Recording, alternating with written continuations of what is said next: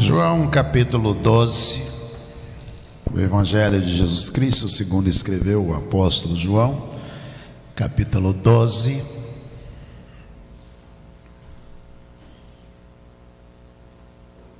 a partir do versículo de número 9. João 12, 9. Uma numerosa multidão dos judeus ficou sabendo que Jesus estava em Betânia. E esta numerosa multidão, ou eles, foram até lá, não só por causa de Jesus, mas também para ver Lázaro, a quem ele tinha ressuscitado dentre os mortos. Mas os principais sacerdotes resolveram matar também Lázaro, porque muitos dos judeus, por causa de Jesus, dele, voltavam, por causa de Lázaro, voltavam crendo em Jesus. Vamos orar? Senhor, muito obrigado a Deus por esta noite fria na nossa cidade, mas com os corações aquecidos pela presença do Senhor, podemos nos reunir na tua casa, adorar e bendizer o teu santo nome. Vale-te, ó Deus, esta oportunidade, deste momento, e manifesta o teu querer a cada um de nós. Toca-nos, ó Deus, pois nós precisamos do Senhor. É a nossa oração em nome de Jesus. Amém. Amém. Apagando rastros. Apagando rastros. João capítulo 11 relata a respeito das duas irmãs de Lázaro, quando elas testemunham que Lázaro está enfermo. Então elas pedem um mensageiro que possam ir até onde Jesus está e vir imediatamente para que Jesus pudesse fazer alguma coisa, pudesse curar Lázaro. Parece que Jesus frequentava constantemente a casa de Lázaro e que tinha um relacionamento muito próximo com a família.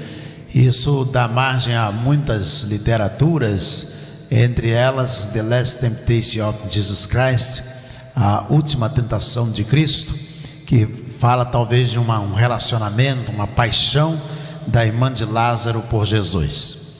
E evidentemente não tem nenhuma fundamentação bíblica nem histórica para que o escritor Martin Scorsese possa produzir esta obra, este filme.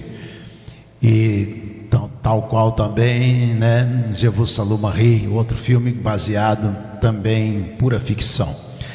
Mas nesse caso aqui nós vemos claramente que elas mandam chamar Jesus. 4 dias depois do sepultamento de Lázaro, Jesus chega à casa, chega à família, e ao chegar ali à casa, Lázaro está morto. Então a irmã de Lázaro, os irmãos conhecem a história, a primeira vai e diz: Senhor, se tu estiveras aqui, meu irmão não teria morrido. E aí Jesus diz para ela: eu sei que seu irmão vai ressuscitar. E ela diz: eu sei que ele vai ressuscitar na ressurreição do último dia. Jesus olha para ela e diz: eu sou a ressurreição e a vida, quem crê em mim, ainda que esteja morto, viverá. Crês tu nisto? E pergunta onde está o corpo, e aí o corpo Jesus é levado até a caverna onde está, manda tirar a pedra.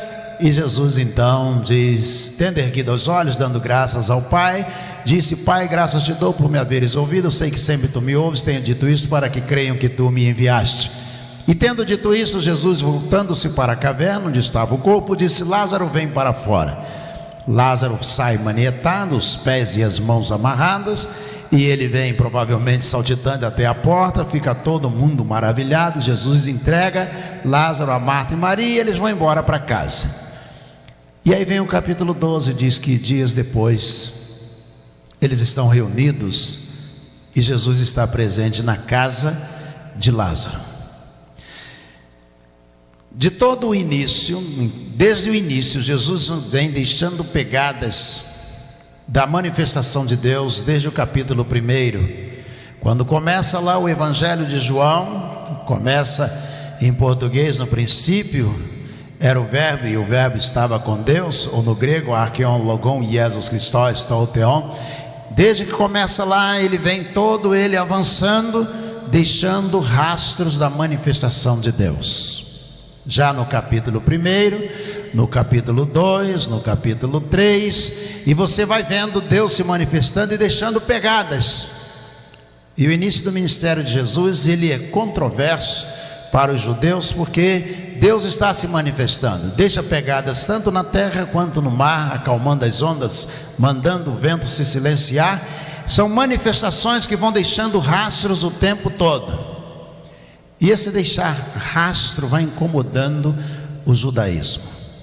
Isso mesmo, vai incomodando, porque fica evidente, o rastro ele é fundamental para alguém que quer seguir algo. Vou repetir, o rastro é fundamental para alguém que quer seguir um caminho, quer seguir algo, quer seguir alguém. E aí as pessoas começam a se aproximar de Jesus por causa dos rastros deixados por Deus. Todo mundo deixa rastro.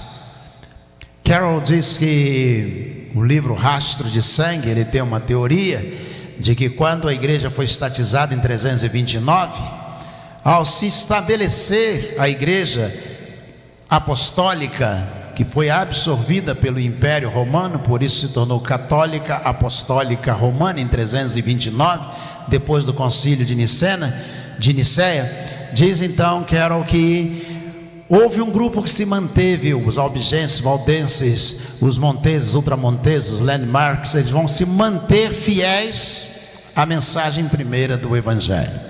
E por isso o livro dele tem como título Rastro de Sangue, se referindo a esses que se mantiveram fiéis.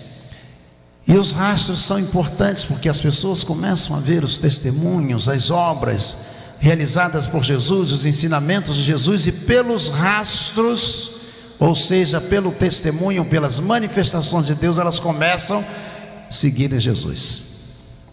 E muitos deles, ou muitas dessas pessoas, conseguem chegar até Jesus por causa dos rastros. E aí no capítulo 11, Jesus deixa um rastro extraordinário, porque muitos amigos, provavelmente, diz a Bíblia que muitas pessoas estavam chorando pela morte de Lázaro, no capítulo 11, e elas diziam entre si: ele que deu vista aos cegos, ele que fez tanta coisa, não poderia ter curado Lázaro também?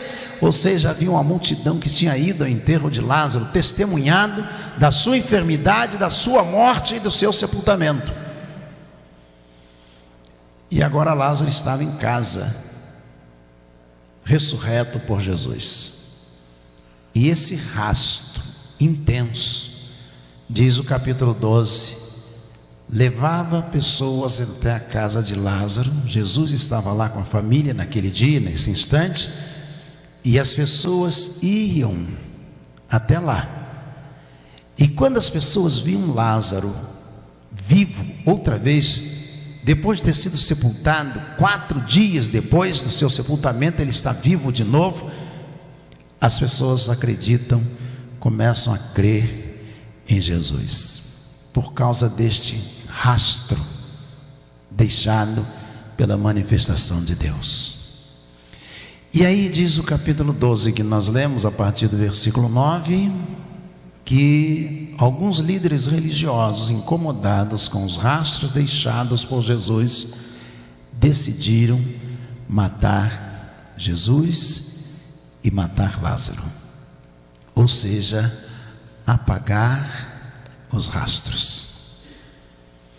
Isso mesmo.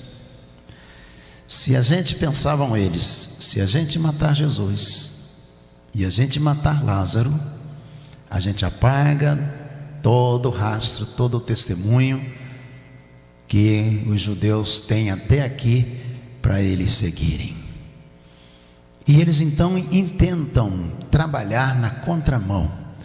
Ao invés de fazerem o que Deus queria que eles fizessem, eles decidiram desfazer aquilo que Deus estava fazendo.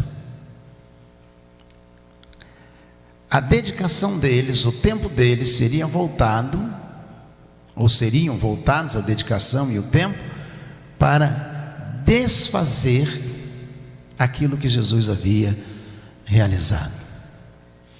Há uma história infantil que conta que havia num lago pequeno, um grupo grande de patos, é uma história infantil, e diz que aquele lago pequeno, mas ficava à beira de um riacho, bem maior do que o lago, ali corria água do dia, e os patos tinham desejo de sair daquele lago e nadar naquele riacho, mas era impossível, porque o lago era cercado por ripas de madeira, uma cerca, e eles não podiam sair. E por mais que eles se esforçassem ali dentro, as ripas iam amolecendo, quase caindo. O dono do cercado vinha e batia outra vez com o martelo, pregos, as ripas no lugar, para que os patos não saíssem dali. E diz o escritor que certo dia choveu muito, muito, e o rio encheu, e o rio transbordou, e a água do rio chegou até a água do lago onde os patos estavam. E a água do rio começou a encher aquele lugar e o lago dos patos, de tal maneira que eles começaram a subir, e a cerca foi ficando pequena enquanto a água subia, e foi subindo, subindo, ultrapassou o limite da cerca. E diz o escritor, e os patos perceberam que podiam nadar para fora da cerca, nadar juntos na água do rio. Muitas vezes nós somos assim, nós estamos cercados de pessoas que fazem questão. Não adianta a gente arrancar uma ripa da cerca que estão tentando prender a gente, as pessoas estão tentando prender a gente, porque logo vem a mesma pessoa ou outra e bate a ripa de novo, dizendo: você tem que ficar aqui, você tem que ficar do jeito que você está, você não pode mudar. E aí você olha na história dos patos, você olha e diz: é mesmo, meu lago é aqui, eu tenho que ficar aqui. E aí você faz algum esforço pensando em sair, e as pessoas vêm, batem de novo as ripas, dizendo: não, você não vai sair. Até que o dia que Deus faz chover da sua graça sobre nós, e as cercas se tornam pequenas, e a gente consegue nadar para fora do lago que as pessoas estão prendendo a gente. A gente consegue ir além do laguinho, a gente consegue nadar nas águas do rio. A família de Lázaro estava nadando nas águas do rio, e as pessoas estavam desesperadas, porque as cercas não conseguiam mais deter aquela família. Então esses líderes religiosos pensaram: vamos matar Lázaro e Jesus, ou seja, vamos apagar os rastros daquilo que Deus fez. Por que alguém iria querer apagar os rastros? Porque quando a gente apaga a memória, apaga os rastros, os documentos, os fatos, isso enfraquece as pessoas. Se você começar a esquecer o que Deus já fez, começar a apagar, esquecer o que Deus fez na sua vida ou na vida de outra pessoa, se você começar a apagar, não vai restar muita coisa para você servir ao Senhor. Se pedíssemos testemunho das pessoas, muitos diriam aqui: quem muito me influenciou foi fulano de tal. Olha, minha mãe orava por mim, eu chegava lá, via minha mãe orando, e aquilo sempre tomou conta do meu coração. O meu vizinho falou de Jesus para mim, os rastros ficaram, e nós seguimos pelos rastros até chegarmos a Jesus. E eles disseram: vamos apagar os rastros, porque quem não tem rastro não acha o caminho. Quantas vezes as pessoas querem apagar os rastros que nós já temos, e quantas vezes por causa disso nós não sabemos o caminho, como chegar até o caminho que é Jesus. Então eles decidiram matar Jesus. A Bíblia diz, diz assim o versículo 11: porque muitos dos judeus, por causa de Lázaro, voltavam crendo em Jesus. Vamos matar Lázaro, apagar os rastros, que as pessoas não vão conseguir achar Jesus. Se você quiser encontrar Jesus, olhe ao seu redor o que Ele tem feito na vida de outras pessoas. Eu gosto muito de uma ilustração de um livro americano que li. Diz que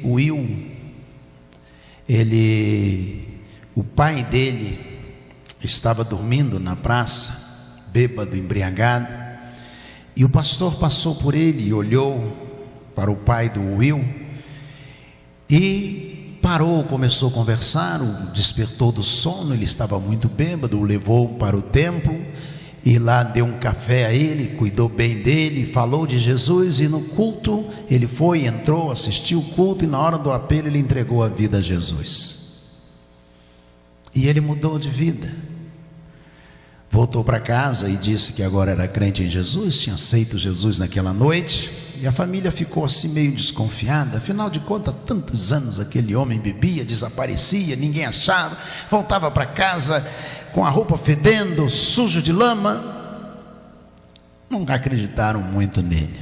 Passou a primeira semana, ele não bebeu, continuou indo à igreja. Era um homem diferente, foi mudando o seu vocabulário. As pessoas observavam e viam que ele estava completamente diferente. E um dia, semanas depois, ele convidou o Will para ir à igreja. E aí o Will foi com ele, observando que o pai estava mudado, estava diferente. Quando chegou à igreja, o pastor recebeu, o pastor George, e disse assim: tudo bem? E o Will disse: tudo bem.